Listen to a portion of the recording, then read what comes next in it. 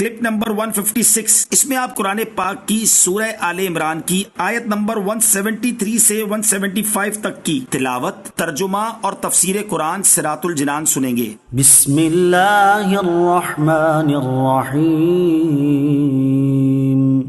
ترجمہ، اللہ کے نام سے شروع جو نہایت مہربان رحمت والا ہے۔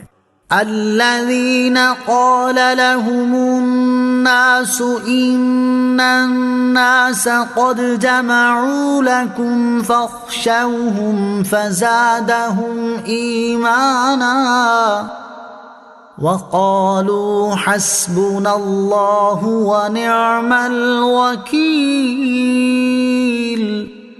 فانقلبوا بنعمة من الله وفضل لم يمسسهم سوء واتبعوا رضوان الله والله ذو فضل عظيم۔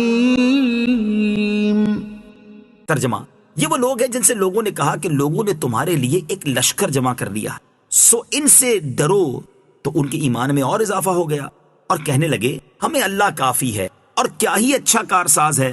پھر یہ اللہ کے احسان اور فضل کے ساتھ واپس لوٹے، انہیں کوئی تکلیف نہ پہنچی اور انہوں نے اللہ کی رضا کی پیروی کی، اور اللہ بڑے فضل والا ہے۔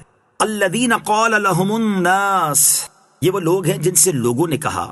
شان نزول، جنگ احد سے واپس ہوتے ہوئے ابو سفیان نے نبی کریم علیہ الصلوۃ والسلام کو پکار کر کہہ دیا تھا کہ اگلے سال ہماری آپ کی مقام بدر میں جنگ ہوگی۔ حضور انور علیہ الصلوۃ والسلام نے ان کے جواب میں فرمایا انشاءاللہ۔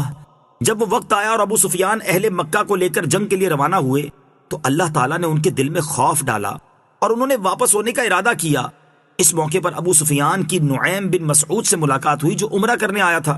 ابو سفیان نے اس سے کہا کہ اے نعیم، اس زمانے میں میری لڑائی مقام بدر میں محمد مصطفیٰ صلی اللہ تعالی علیہ وسلم کے ساتھ طے ہو چکی ہے، اور اس وقت مجھے مناسب یہ معلوم ہوتا ہے کہ میں جنگ میں نہ جاؤں بلکہ واپس چلا جاؤں، لہٰذا تم مدینے جاؤ اور حکمت و تدبیر کے ساتھ مسلمانوں کو میدان جنگ میں جانے سے روک دو، اس کے عوض میں تجھے 10 اونٹ دوں گا۔ نعیم نے مدینہ پہنچ کر دیکھا کہ مسلمان جنگ کی تیاری کر رہے ہیں۔ یہ دیکھ کر ان سے کہنے لگا کہ تم جنگ کے لیے جانا چاہتے ہو، اہل مکہ نے تمہارے لیے بڑے لشکر جمع کیے ہیں، خدا کی قسم تم میں سے ایک بھی سلامت واپس نہ آئے گا۔ حضور اقدس صلی اللہ تعالی علیہ وسلم نے فرمایا خدا کی قسم میں ضرور جاؤں گا چاہے میرے ساتھ کوئی بھی نہ ہو۔ چنانچہ حضور علیہ الصلوۃ والسلام 70 صحابہ کرام رضی اللہ تعالی عنہم کو ساتھ لے کر حسبنا اللہ ونعم الوکیل پڑھتے ہوئے روانہ ہوئے اور بدر میں پہنچے۔ وہاں 8 دن قیام کیا، مال تجارت ساتھ تھا، اسے فروخت کیا اور خوب نفع ہوا، اور پھر سلامتی کے ساتھ مدینہ طیبہ واپس آئے اور جنگ نہیں ہوئی۔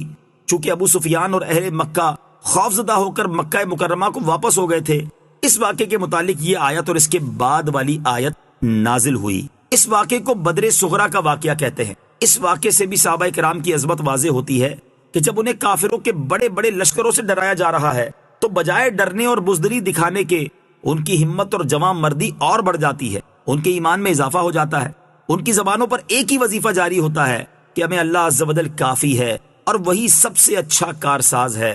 کافر ہے تو شمشیر پہ کرتا ہے بھروسہ، کافر ہے تو شمشیر پہ کرتا ہے بھروسہ، مومن ہے تو بے تیغ بھی لڑتا ہے سپاہی۔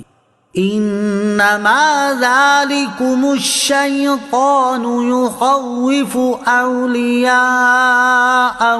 فلا تخافوہم وخافون ان کنتم مؤمنین۔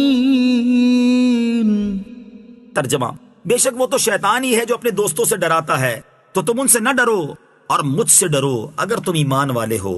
انما ذالکم الشیطان، بے شک وہ تو شیطان ہی ہے۔ یہاں پچھلے واقعے ہی کا بیان ہے کہ وہ تو شیطان ہے جو مسلمانوں کو مشرکین کی کثرت سے ڈراتا ہے، جیسا کہ نعیم بن مسعود نے کیا کہ وہ اپنے دوستوں سے ڈراتا ہے۔ لیکن اللہ تعالیٰ تمہیں حکم دیتا ہے کہ ان منافقین اور مشرکین کا خوف نہ کرو جو شیطان کے دوست ہیں، بلکہ صرف اللہ تعالیٰ سے ڈرو، کیونکہ ایمان کا تقاضا ہی یہ ہے کہ بندے کو خدا کا خوف ہو، اور جب یہ خوف پیدا ہو جاتا ہے تو پھر کسی دوسرے کا خوف باقی نہیں رہتا۔ اس آیت مبارکہ سے پتہ چلا کہ مسلمانوں کو کافروں سے ڈرانا، مسلمانوں کے حوصلے پست کرنا، ان کے سامنے کافروں کی طاقت کو بڑا چڑھا کر پیش کرنا تاکہ مسلمان ہمت ہار بیٹھیں اور کفار سے مقابلے کا نام تک نہ لیں، یہ سب حرکتیں کفار و منافقین کی ہیں۔